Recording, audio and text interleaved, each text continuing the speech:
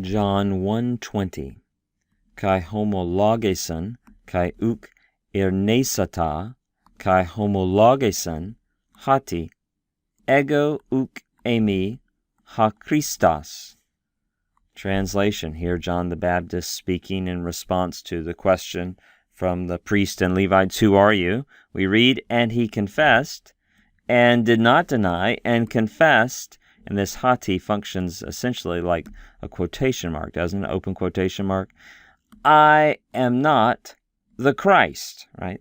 John clearly saying that he is not the Messiah here. Let's look at these forms here. Homologeson. A little hard to say with all those O vowels close together. Homologeson. What is that? Well, when you see the word beginning with an omega, you think it originally probably began with an omicron, and you start to write that out. Oh yeah, this is from homologeo, to confess, right? You can see we have a sigma here. We have a lengthened initial vowel. That's a third-person singular ending. This is just an aorist active indicative, third-person singular. He confessed.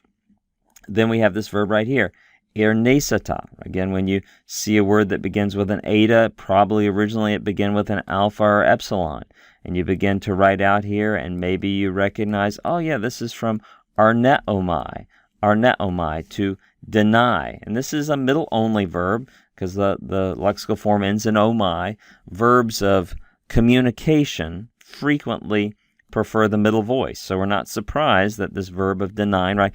One person denies something to another. It's a verb of reciprocity and a verb of communication. Both verbs of reciprocity and verbs of communication, and communication is a subset of reciprocity, those frequently prefer the middle voice. So we see there the sigma alpha. We see the lengthened initial vowel. This is going to be aorist, and this is a middle-only verb, so it continues to follow middle endings. It's an aorist middle indicative, and that's a third-person singular ending because the subject here is John. He confessed. He did not deny. He confessed.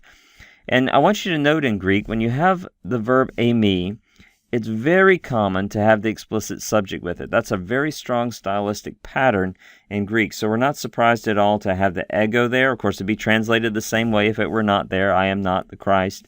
But it's a very strong stylistic pattern in Greek when you have a form of eimi to have an explicit pronoun subject with it.